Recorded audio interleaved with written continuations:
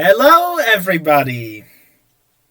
Welcome to the Permanent Way podcast. I'm Warwell, here with my co-host. I'm Tigerhawk. Tigerhawk, yes. Sadly, this time again without Hazel. Yeah, unlike us, she has a life. I mean, I do have a life, I just... Debatable. Yeah. Student.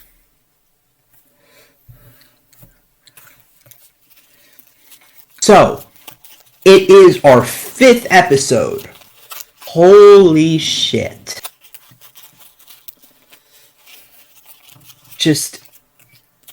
I know we only have a couple subscribers right now, but to everyone who's listening, thank you. We really appreciate it. To everyone in the train chat server, y'all are amazing. Thanks all. So, this one's for you. Conversation. And the topic of conversation is our most controversial yet. The Steamy Awards by Play Don't Pause Writer's Pen. Warwell, you want to give a basic overview of what those are? No, or we will be banned for threats and curse language. As if we don't swear already. Okay, I'll give the recap. Basically, the Steamy Awards were an attempt at a Thomas Fandom Awards show. That's the best way to describe it. There was an attempt. I think it would fit on the subreddit with that name. Yeah.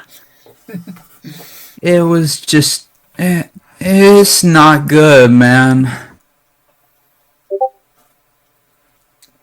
Basically, Play Don't Pause tried to create an award show claiming that it would take community opinion into account as well as his own.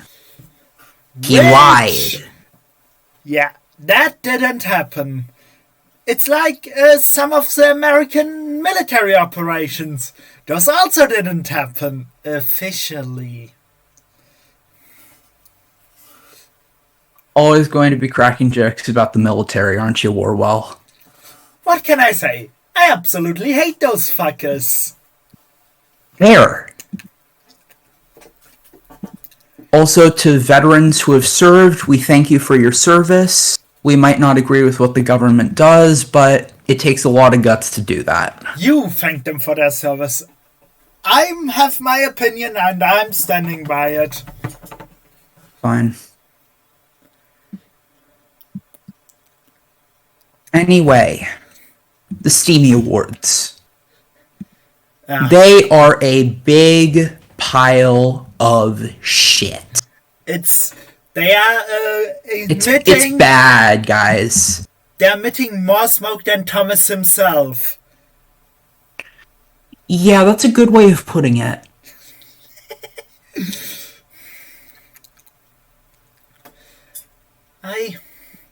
Let's just say, some of the choices I can totally agree with. Some of the choices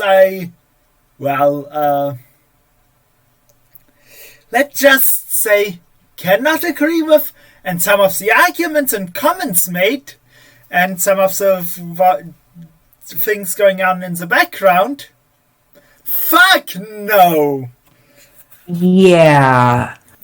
One of the main problems that everyone had when these came out is that Play Don't Pause has a habit of supporting really shitty creators. And we'll get more into that as we go on. But the basic format of this is that we are going to discuss the Steamy Awards nomination and award by nomination and award. Yeah. So, the first award, Best Original Story. The nominees, Lamp by Victor Tanzig, Sparknote by Carson's Video Workshop, Passage by Caleb Train, and Alfie's unforgettable performance by Demon of Nowhere. I'm going to take over talking about Lamp because I have a lot to say. Yeah, I'll talk about Sparknote because I've watched it rather recently, and Alfie's unforgettable performance and passage we will probably share, right? Yeah. As you listeners can probably hear from this, we are, when recording, flying by the seats of our pants.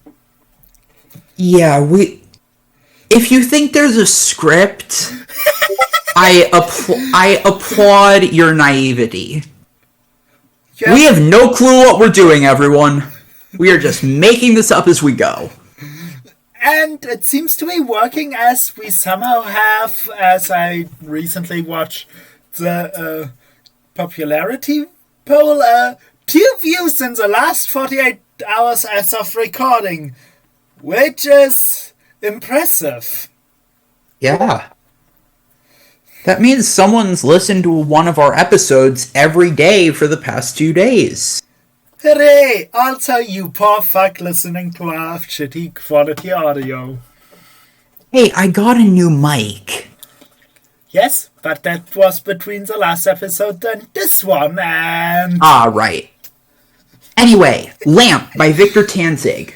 Praised by Play Don't Pause for walking the line between a tightly engaging mystery story that keeps things vague while not being so vague that it's impossible to comprehend. Before I talk about Lamp, when talking about how Victor straddles the line between keeping things too mysterious and spoon-feeding us the mystery, he disses 2 different creators, credits neither of them, and hand-waves it away by saying that the stories themselves don't suck. It's just that the mechanic does. Now, he doesn't even credit the second creator, so I can't speak up in their defense, but the one he criticizes for being too vague, Trains with Faces by Hey Hey It's May May. Trains with Faces was cancelled. It was designed to be a big mystery series, but never got the chance to take off. So yeah, it is mysterious because we never got the full goddamn picture. You can't criticize it for that. Calm down, Tiger. I'll have Play Don't Pause also criticizes Victor for how he handles the trauma and action elements of Lamp. To that, I call bullshit. Lamp is one of the most half-assed, ham-fisted attempts at shock value I have ever seen in this fandom. And I was there for the Sodor Fallout days. It is trying so hard to be edgy and compelling, but it just ends up coming off as cheap, shallow, and the trauma is just, speaking as someone with anxiety who's experienced panic attacks, I know there's a lot of different kinds of panic attacks, but that's not one of them. Anyway, I'll hand it over to Warwell for Sparknote and Alfie's unforgettable performance. Sparknote I would consider a very TVS-style story, because it sets up something to happen and with an argument. That's a big chance.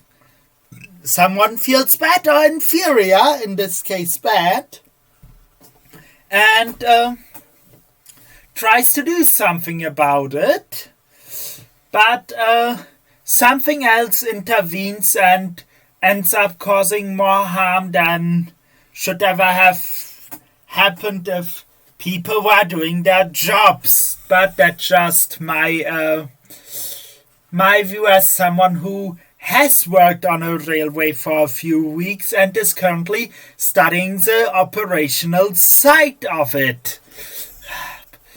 But yes, basically wonderful story in and of itself, but it has a few issues here and there with realism, some of railway operations, something that I believe the creator of this fandom had in mind when creating the first books and continuing on Oh from god, there. don't start with the Henry's Forest jokes. Please don't start with the Henry's Forest jokes. I hadn't intended. But yes, Good. It is railway practice to check if the handbrakes are on. But I digress. It's a good story. No real complaints except that the crew were idiots for not checking all the gauges and levers accessible to the kids. Yeah, personally, I would describe it as good, not great. Like, yes, SparkNote is excellent, but it's not perfect. Then we have... Or even anything close. Yeah. I mean, the stories are always good that come out, at least mostly good, that come out of Carson's video workshop, but they're missing this thing. It's hard to describe. There's always this little thing missing that separates good from great. And they ain't having that. But yes.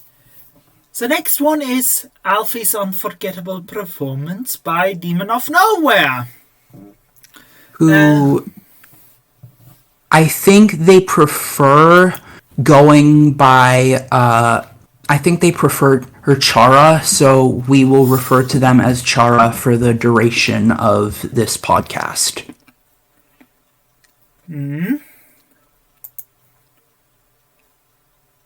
So, Warwell. Yes, it's a beautiful story, I think. And it captures the characters featured there very well. I think it is very nice because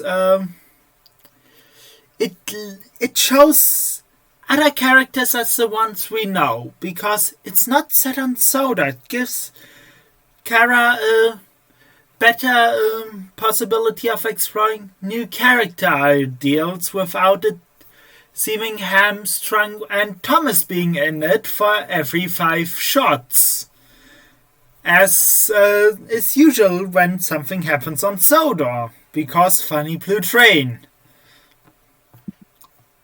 Yes, Funny Blue Train is supposed to be funny. Stop featuring him and everything. Yes. Nothing much to say about it, but it's a good story, I must say. Plus, Evelyn's teasing is always a win. Yeah, Evelyn and Alfie have a great dynamic, and I think that's one of the things Chara does best. They always manage to nail interactions. Like, whenever 2 characters meet up, you just know it's going to be a treat. Yeah. It would have been even funnier if a certain 08 offset railway were in attendance to confuse himself with everything that's being said. Yeah, that would work great, wouldn't it? Yeah, but, like we said, good story. Now, the winner, Passage. And I will say, other than the nomination of Lamp, I think Victor's done much better if you were to insist on nominating one of Victor's stories. I think Passage is a deserving winner. Yes, I will agree with that, because it touches upon one of the themes that's barely touched upon with this fandom at all, and that is that locomotives are semi-immortal. As long as they're not scrapped or mistreated or in a heavy accident, and if they're taken care of, they will go on forever and ever. Because... And this story has Rheneas learning to deal with that. Poor gallant old engine. Yeah. Passage is a very simple story. If you haven't watched it, please do. Essentially, Rheneas deals with his entire life, or at least part of it, being upended by this old farmer who he's known forever suddenly passing away, and the farmer's daughter has to take over. And it's just sad. Yes, it really is. It's just beautiful model work, beautiful story. Just scenic. I'm still sometimes asking myself, has this been filmed inside a studio with just them carrying in stuff from the outside, or is it really filmed outside in a garden or something? Either way, it's beautifully done. Absolutely. So, I would say Play Don't Pause is off to an okay start here. I think the nomination of Lamp was a mistake. Yeah. But overall, I think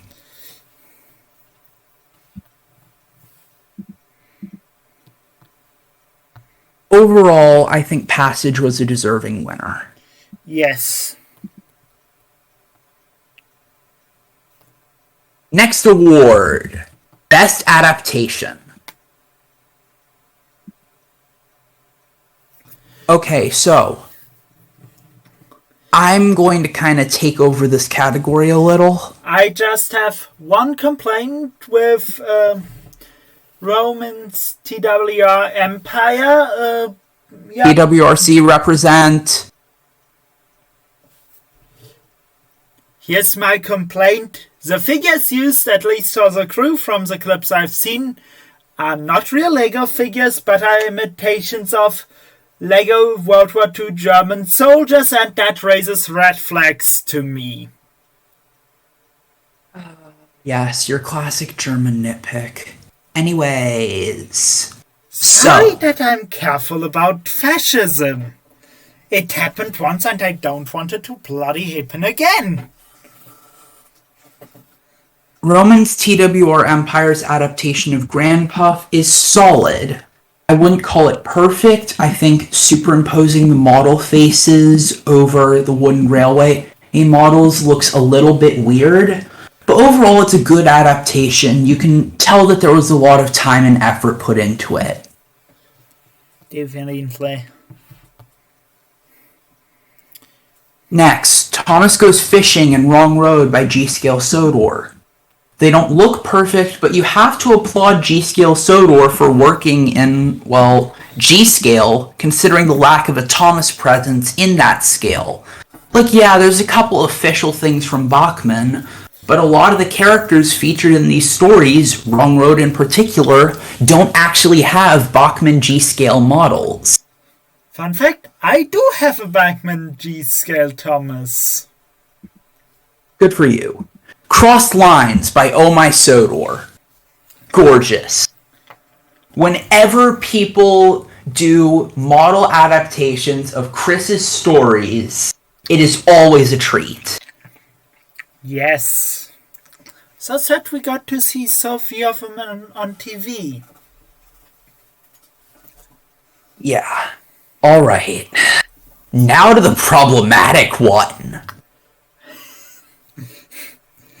Play Don't Pause nominated the CGI style adaptation of Duck Takes Charge by Skips. Skips is an alias of Speedy Skip.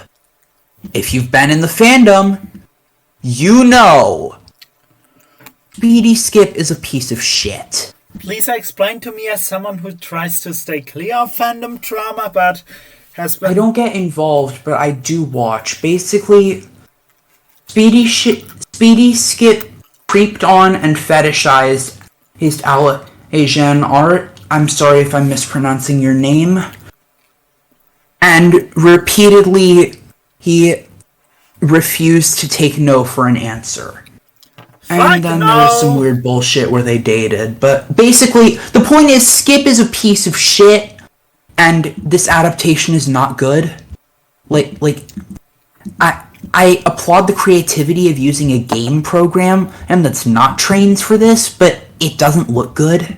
Let me guess, he used one of the train simulators? Or did he No, use actually. Roblox? He used Roblox. But, yeah, Skip never should have been nominated for anything. This is another instance of Play Don't Pause supporting a morally dubious creator. Though, unlike with Victor, where it's more morally dubious, I don't think he's a genuinely bad person, but he's definitely done a lot of bad shit. Speedy Skip is just deplorable. Anyway, moving past the fandom drama, the winner for this award was Super Rescue by Ryan Sock. Which, yeah, it does look wonderful. I think it's very good. I'm just some fan. But I think Cross Lines was snubbed here.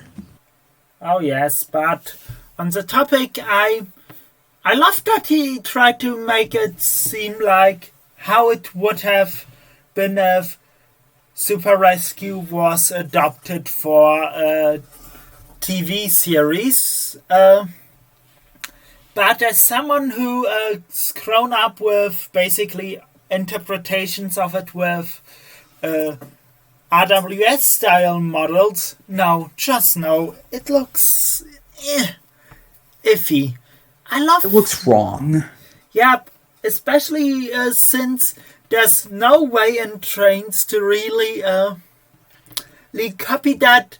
My favorite illustration from the story, the one where the driver stands next to Henry's running board and Henry has this determined look in his eye. Absolutely golden. Yeah, that's iconic. Yeah, absolutely golden, and it shows Henry's mischievous side, I would say. But then again, I'm not good with reading facial expressions and giving them names. So, yeah, take that with a grain of salt. So, Super Rescue by Ryan Sock is undoubtedly a great adaptation, but from what was nominated here, 2 critiques. 1, Skip never should have been put up for anything. I can't tell if that was a dumbass move or just an intentionally ignorant move, but Play Don't Pause really screwed up with that one. And 2, Crossed Lines was snubbed. Yep. Oh, now we get to the good stuff.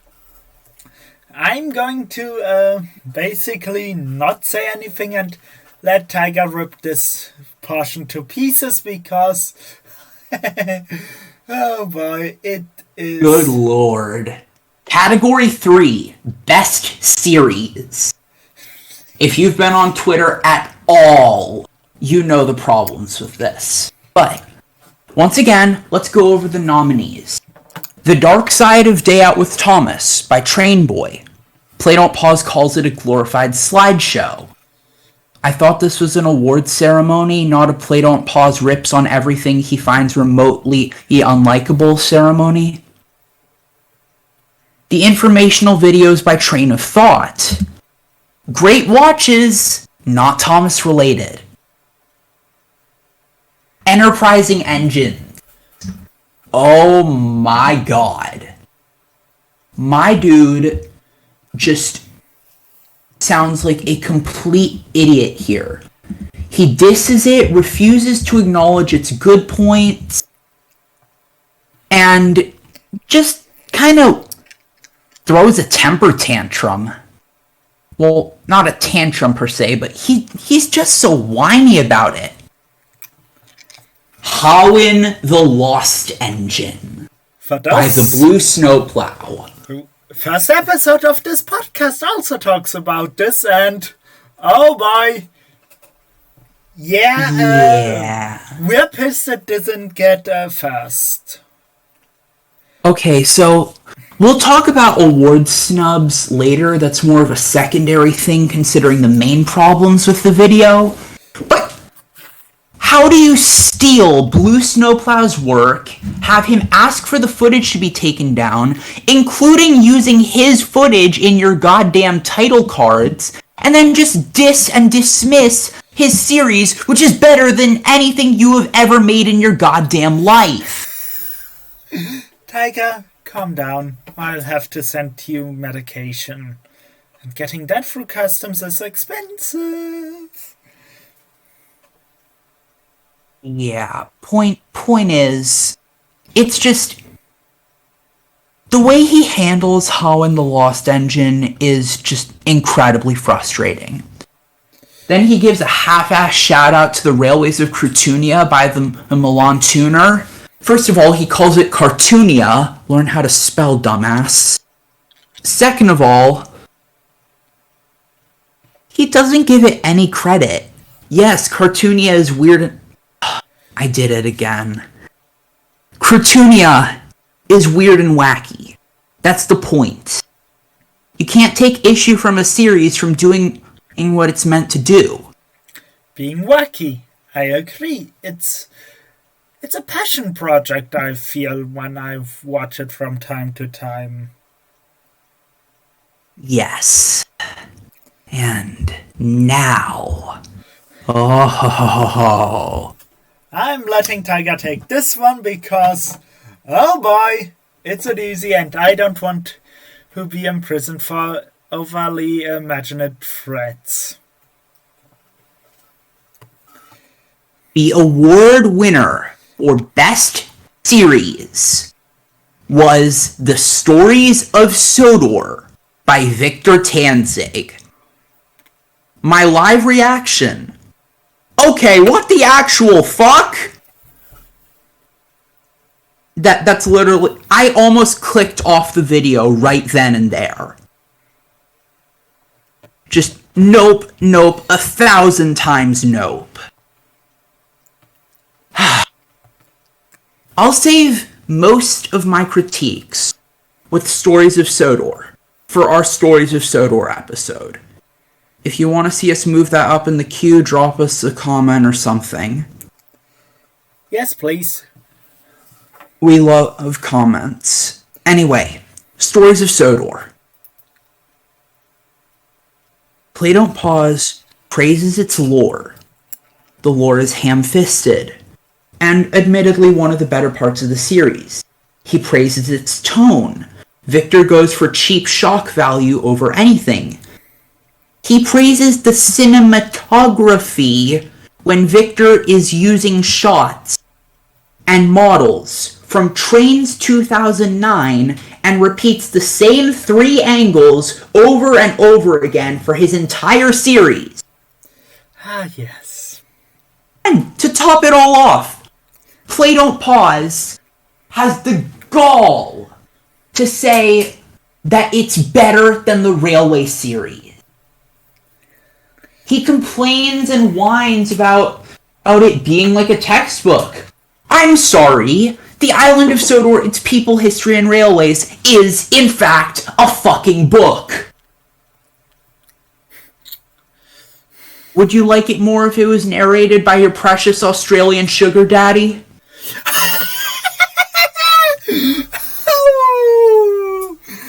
Shots fired! Shots bloody fired, Tiger. Everything about this award went wrong. This is supposed to be a celebration of fandom content, and instead Play Don't Pause just disses, dismisses, or outright bungles everything else in favor of licking Victor Tanzig's boots. The entire Best Series award sums up everything wrong with the Steamy Awards. Well, that and Award 6. Yeah.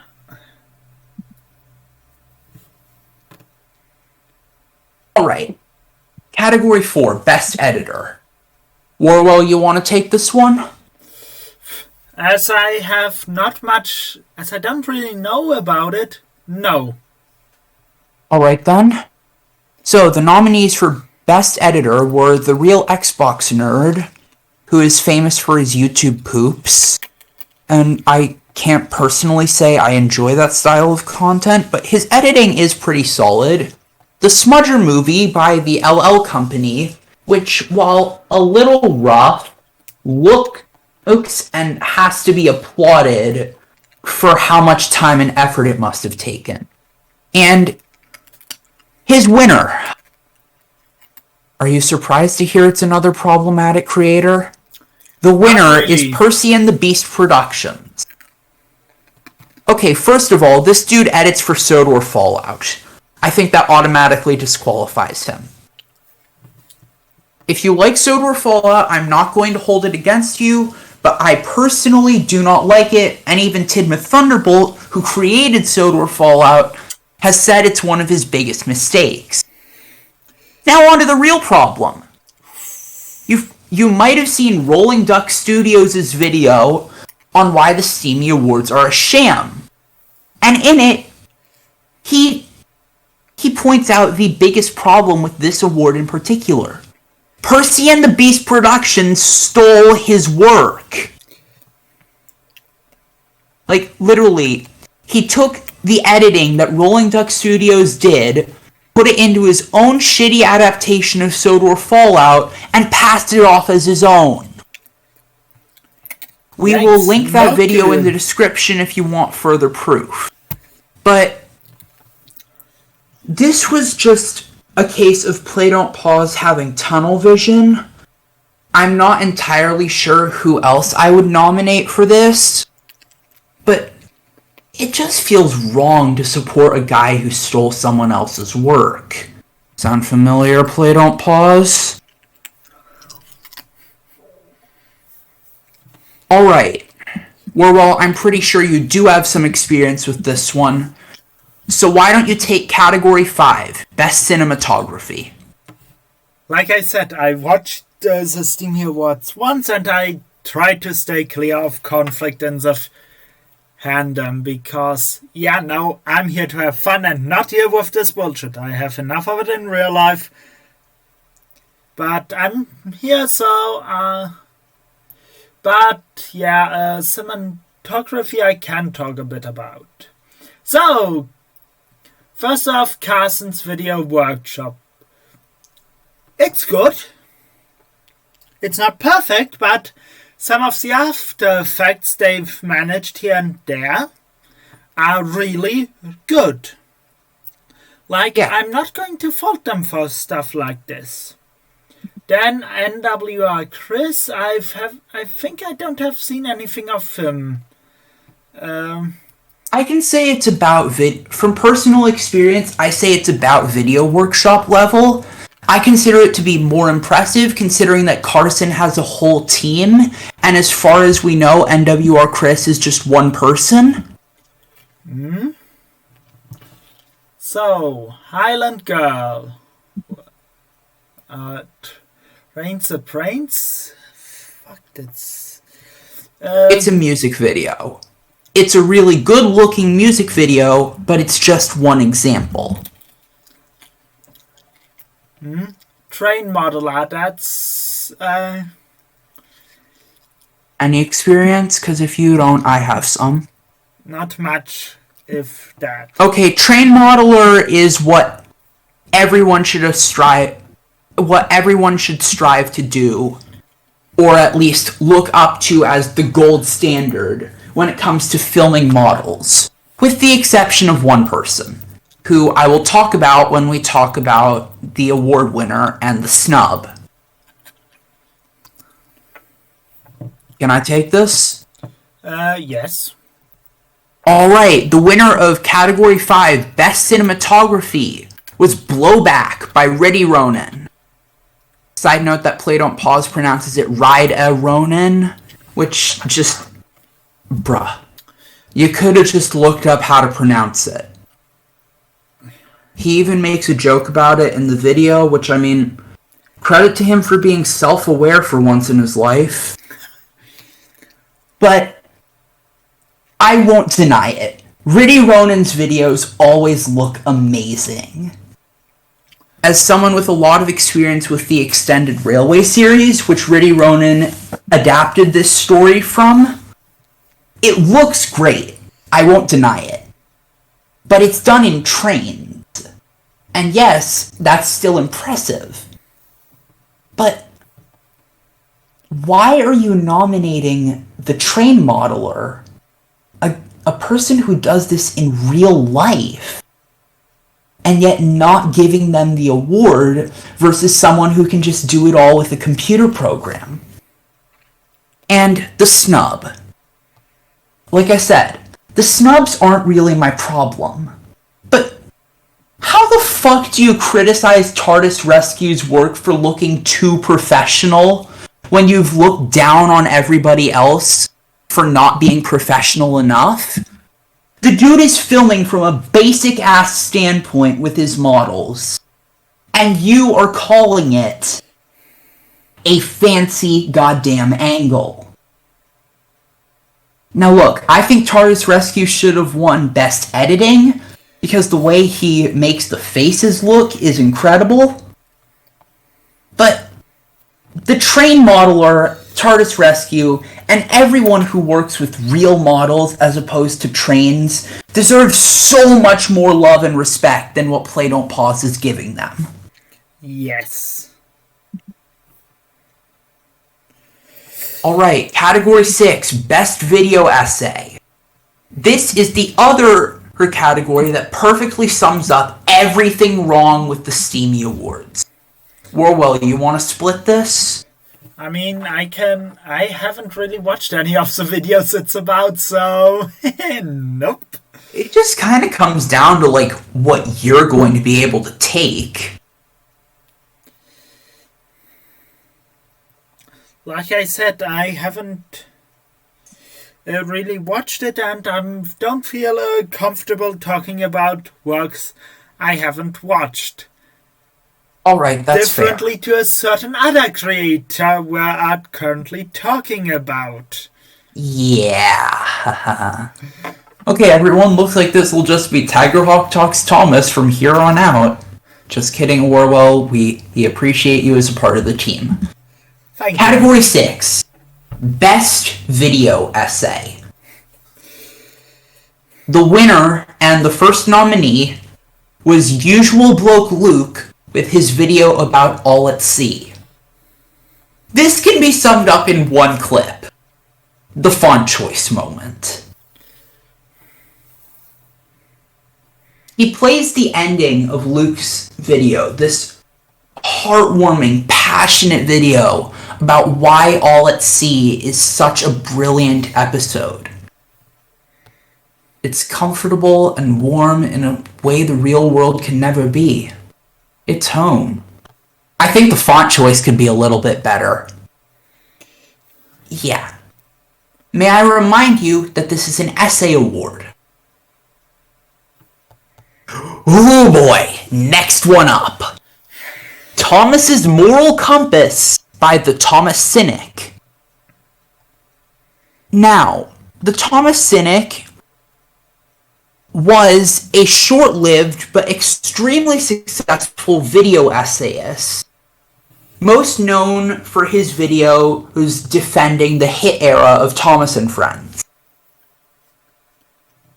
Also, this dude was my first friend in the fandom. We still talk, even though he now has a Minecraft channel, Magma Melon. Go watch that, his videos are still high quality. Anyway, so, the video he selected was Thomas's Moral Compass, in which Cynic describes why Thomas works as a character in the episode Hector the Horrid. Now, For the first half, Play Don't Pause just completely rips Cynic's older work, moaning about the editing and complaining that the points don't land. And then he turns around and says, but this is good. This makes me like a Hit Era episode because it's only 10 minutes, so I don't have to actually care. Newsflash, buddy. Cynic's 100-minute video in defense of the Hit Era is one of the most well-made video essays in this entire fandom. And you're just so biased and clouded that you couldn't even bring your lazy ass to sit down and watch my friend's work. I mean, sitting in clown shoes does hurt.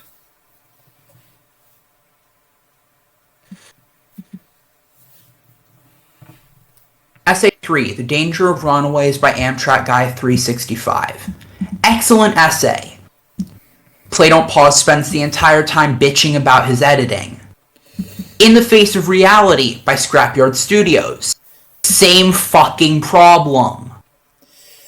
Play Don't Pause bitches and moans about tiny technical things, cherry-picking and manipulating the audio footage for the part where he complains about Scrapyard Studios' audio.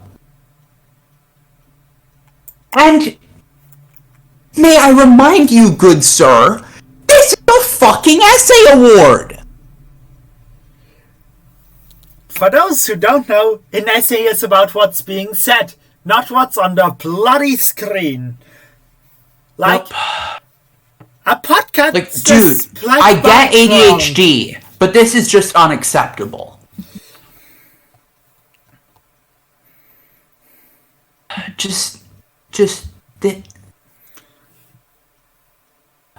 This really, really hurts me. I'm not even going to talk about snubs. I know I would be biased because I know Cynic, but just... This was supposed to be a community effort.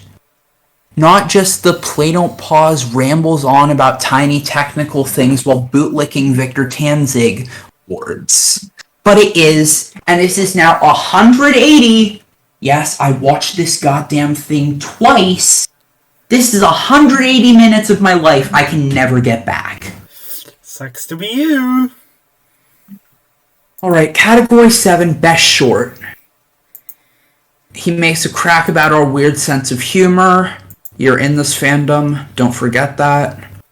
The nominees were Magic with Thomas and Friends by Kevin and B. Perry. I guess it depends on how you define short. But yeah, this was a really cool magic trick. If you haven't seen it, I'm pretty sure it went viral on TikTok. But basically, the guy pulls All Engines Go Thomas out of the screen. It becomes a push-along in his hand. He flicks his wrist, and it's in the book. He also has a behind-the-scenes video detailing how he did the trick, so it's cool. He also nominates tons of Trackmasters, who he criticizes for talking fast. Hypocritical much? And the winner of this award was finally... May I talk about it? Orwell? May I talk about it? Sure. It's awesome. It's something both Tiger and I agree with because Great Western Legacy's videos, especially his shorts about a universe where the NWR didn't keep Steam around, is awesome.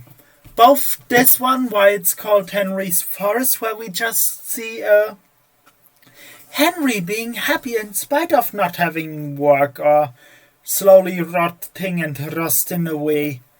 It's so nice. The other video, which I will mention even though he didn't mention it, the closure of the Farquhar branch is so emotional, and that without any words. It's just awesome how he does it. But back to the next category. Yeah, this is one that, for once, I think Play Don't Pause got right. Why it's called Henry's Forest is absolutely incredible. It actually made me cry the first time I watched it. It's always fun to see that I'm emotionally stunted. Well, Audio went out. Or my internet did. Anyway, Category 8, Best Model. Nominees: Train Boy, who I'm pretty sure everyone expected to win this award. Flying Pringle, aka Jacob Jarrett, aka the guy who made the Gauge 1 Toby featured in Project Tiger Moth. which awesome. Tank Engine John, who also builds Gauge 1 replicas. And his winner, Train Builder's Live Steam Percy model. Do I applaud the creativity of this model? Yes, it's kind of cool to have a live Steam Percy you can ride on. Did it deserve to win? God, no! There's so much better stuff, I think, when it comes to creativity with models. It should either have been Unlucky Tuck, who wasn't even mentioned. Well, he does have this supposed rule about only being able to pick one person per award. Or I would have given it to Train Boy because some of the ideas with his models are just awesome. Like some are, especially that industrial Percy with the glasses. Okay. It's awesome. I will admit, Train Boy and Unlucky Tug do good work, but if we're keeping it in the realm of traditional models, Sodor Railway Modeler far outstrips both of them. And we don't just have to keep it in traditional models. There's tons of people who make amazing Trackmaster, Wooden Railway, Erdl, and Trains models, and they weren't even considered. Yep, which just feels wrong. Yup. Category 9, Best Artist. There was literally only one person nominated for this. They did not consent to being put in this video, and if they did, they haven't gone out and said it. It's William Dawson. You've probably seen his work on Twitter. The guy is incredibly gifted. But how is it that you can't talk about anyone else? You only talk about this one guy. There are quite a few artists out there. Yeah. Me being bad with names, just can't name any at the moment. Oh, One Salty is one example, just off the top of my head. Yeah, like I said, I'm bad with names. Railway Series NWR 12 does some pretty good work. Oh, speaking of, Railway Series NWR 12 should have been at least mentioned in the Model Awards. His stuff is great. Yeah. Alright, Category 10, Best Cover. This one I don't disagree with, but I do have a problem with how he did it. The winner for Best Cover Song was Headmaster Hastings, which Play Don't Pause pronounces as Hastings. Fucking bruh. Same problem as Riddy Ronan. Also, I'm sorry for the excessive swearing, everyone. I haven't eaten today, and it is just so infuriating to have to go through this whole sham of an award ceremony. Just look up how to pronounce it. Yeah, there's multiple people already talking about stuff like this. Yeah, but, I mean, come on. It's me. I gotta give my 2 cents. No, I mean about them so that he could already have known how to bloody pronounce the names. Which, yeah, I still can't pronounce that one name, but that's my... Riddy Ronan? Yep, I just never get it down right. But I'm... Yeah, but I mean, at least you make... at least you don't make a half-assed attempt. Category 11, Best Original Song. Doesn't even talk about anyone other than Sudri and Afro. May I just mention that Tiger, who was kind enough to put notes together for this episode, the note just say, just kidding, he only talks about Sudri and Afro. Yep. And that's wrong. Look, I get it, Sudri and Afro's talented. Basically everyone who goes for a classic series style has used at least one of his pieces at some point. That doesn't mean he deserves to win or even be the only person talked about. There are plenty of other people with original songs that are worth talking about. Arcade Productions, for example, does full-on songs with lyrics, not just instrumental pieces. Alright. Category 12, Most Creative. This is an incredibly subjective award. First the nominees before we go into the winner. Nominee 1, Caleb C. Also known as Engine 87546 on the Sodor Island forums. This guy really thought outside the box. His MO is that he does Thomas adaptations in the style of the classic show Ivor the Engine. Ivor. Or is it Ivor? Ivor.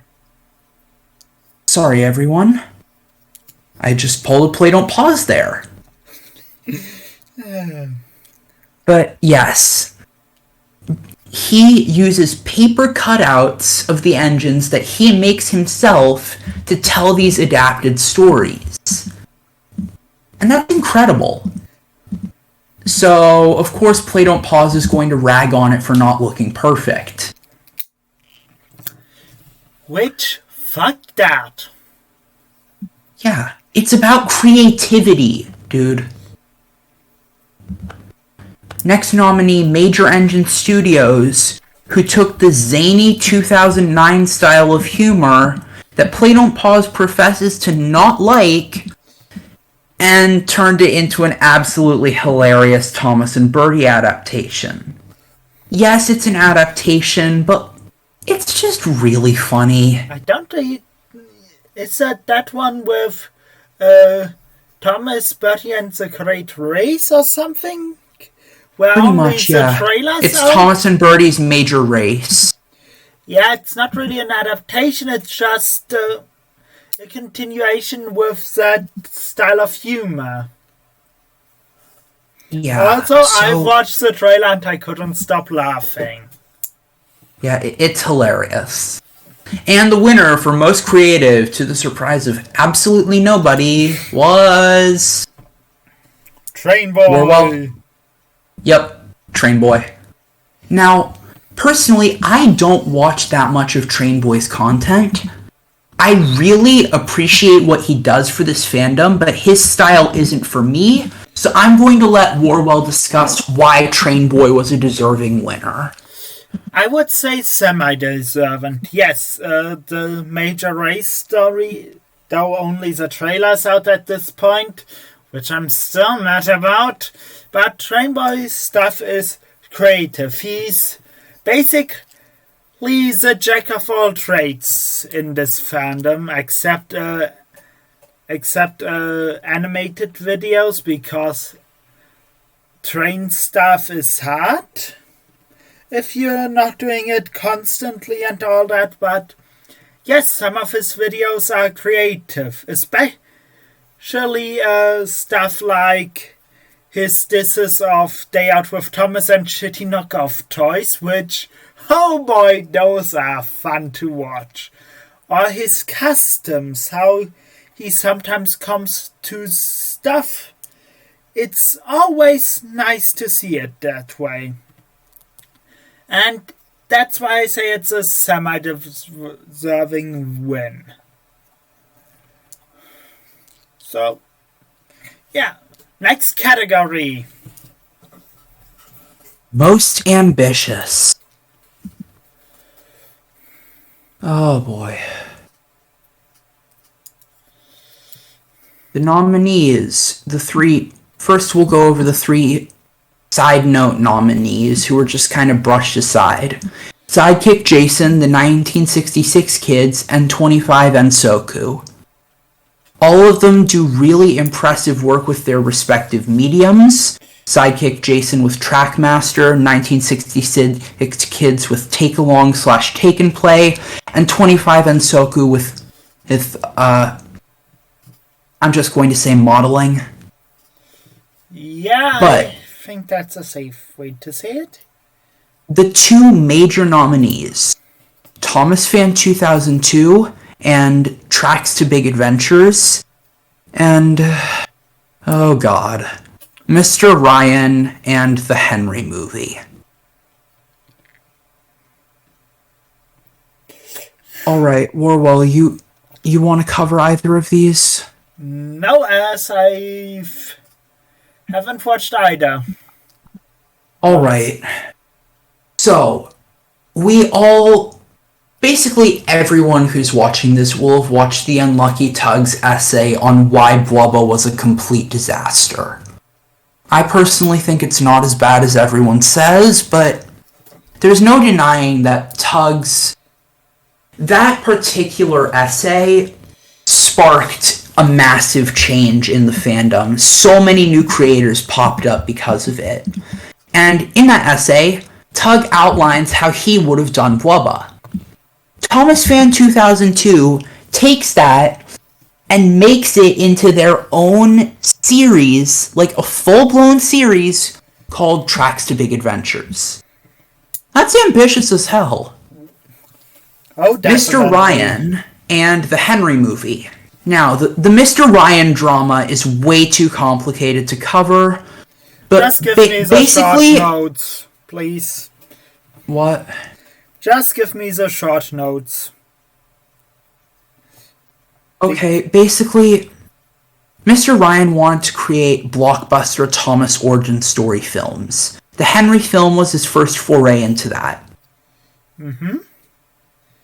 He created GoFundMes, or Kickstarters, one of the two, for movies based around Thomas, Edward, and Gordon. A couple months later, his channel shut down, allegedly getting hacked. We don't know if this is true or if he was lying. You know what that smells to me? What? Fraud! Yeah, apparently the Kickstarter and GoFundMe didn't make enough money, so he didn't have enough to refund everyone, which I say is highly suspicious. And then his channel supposedly was hacked, so it deleted every video except the one that made him the most money, the Henry movie. Is it ambitious as hell to try and make a blockbuster Thomas movie with pretty crappy Trackmaster models? Yes. Does that mean he deserves an award for it? No! It's the same case as Speedy Skip and Victor Tanzig. Though Skips didn't win, thank God. You can't just support a shitty creator. No matter how good you think their work is, it's not right to support them if they've done such terrible things. Category 14, most consistent. Warwell? Yeah, just let me open the document again. Well, this is something like Wild One Nor'Wester was a contender who surprisingly didn't win. Which really surprises me, to be honest, because his work is storytelling-wise, awesome. And that's the thing. And the nitpick. Even if it wasn't for how bad trains looked in the very early days, yeah, everyone would have watched Wild Nor'Wester's series start to finish 10 times over by now. It is so high quality and well made, but Play Don't Pause just nitpicks it, as he does. Yeah.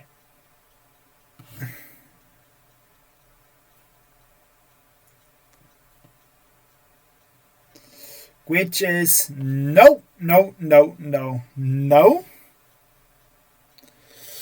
Then we have Steamy Productions, who I believe is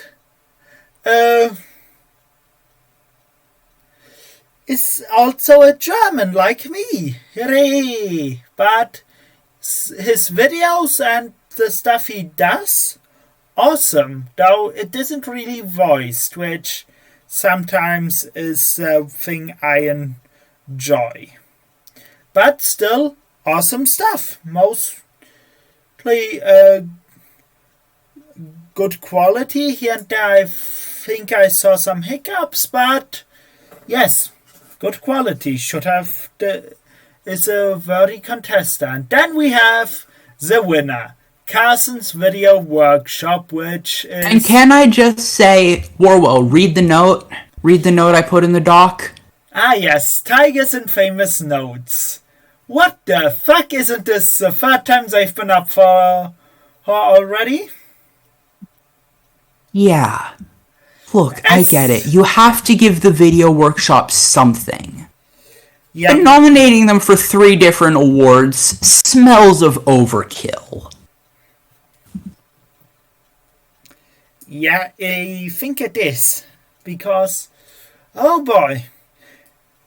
Especially if you consider that I think Wild Nor'Wester is, except from voice from other creators, which basically most people do, and Steamy Productions, I don't know, since he doesn't really speak and all that, they are, I think, both pretty alone in making their videos, while Carson's Video Workshop is as an entire team. Yeah, it's a whole big group doing those videos, and yeah, that ain't fair. Yeah, the whole point of the video workshop is that it's basically the second coming of the Thomas Creator Collective, which is another topic I want to cover on a future episode, because I've seen a lot of people bashing the Creator Collective, and I really don't get why. On the topic of them, I love the Diesel 10 storyline. Yes, absolutely. And here they get to Superstation, at which point I'm just thinking, are they sponsored by the marketing team of Mattel? And if yes... Yes, actually. Fatso! But yes, the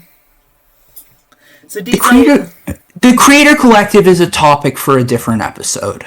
Yeah, but yes, Carson's Video Workshop is good, but it should be measured differently to single creators like Wild Nor'Wester or Steamy Productions, because as far as I know, those two are working by themselves. Yes, they don't have any help. Yeah, they're independent. They literally do all this stuff by themselves, which just to which I think is much more impressive that they managed to have it at that level than what Carson's Video Workshop does, because oh boy, there are many more people involved and all that. Yeah, the video workshop is basically Play Don't Pause's wet dream for the fandom. Because remember, this is the guy that pitched industrializing the fandom. So, like, Which, Carson, no. so obviously he's going to love the video workshop. Please don't industrialize this fandom. We are happy creators on our own, and if you try it, it will lead to a revolution. Alright, Award 15, Most Growth. Side note, usage of videos from when, and Kara, I'm sorry if I mispronounced your name, but when they were a kid, using videos when they were a kid, from when they were a kid without permission, as just a demonstration. Just, no. Yeah, no, not okay. Okay, so the nominees, Thomas 1 Edward 2 Henry 3, which, fair.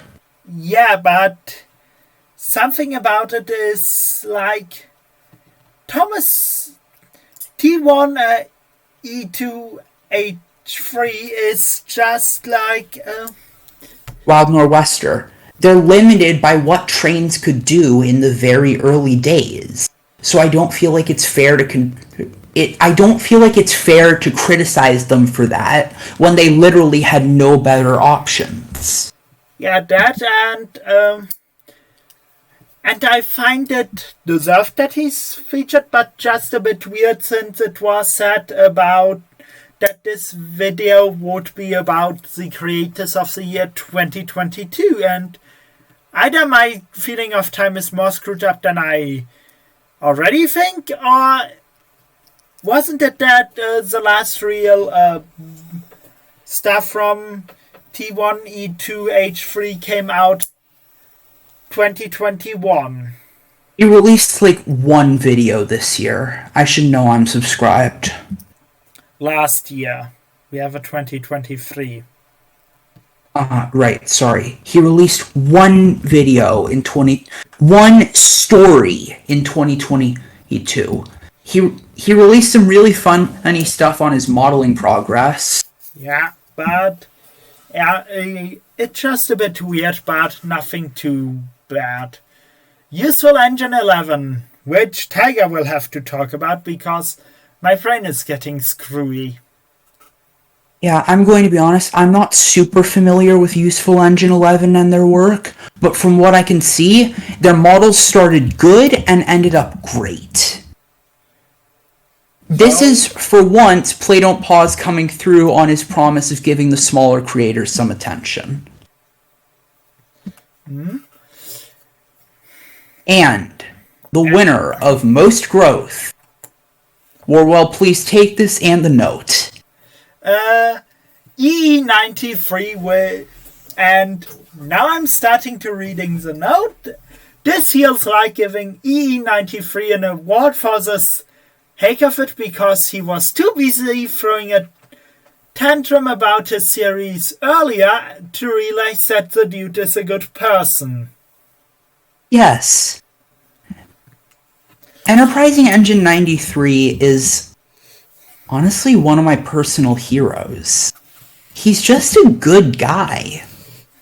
He helps with the fandom. His content is incredible. His storytelling ability is unmatched. He's kind of the reason I got into the online part of the fandom. So, yes, I'm happy to see him get an award, but this just feels like a cheap ass pull by Play Don't Pause. This really, really feels like an ass pull.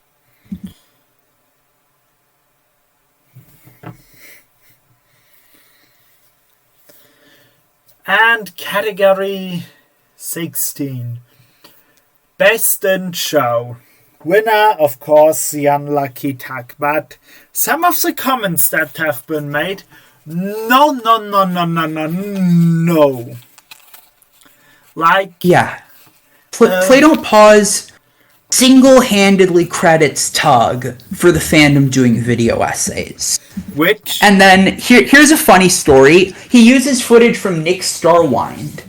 Starwind shows up in the comments of the video and says, you know, when you're talking about people who were inspired to make videos by Unlucky Tug, maybe don't include someone who made video essays before Unlucky Tug? Ah, yes. That was hilarious. That made my day. Yep. So, the Steamy Awards. Overall, an inherently flawed concept run by a shitty person with no real concept of what he was doing. One of the worst mistakes we've seen in the fandom in a long time. This video will live in infamy. And we've gone on way too long. So, until the next time, I'm Tigerhawk. Hello. And I'm Warwell, and we'll see you in the next episode. Goodbye.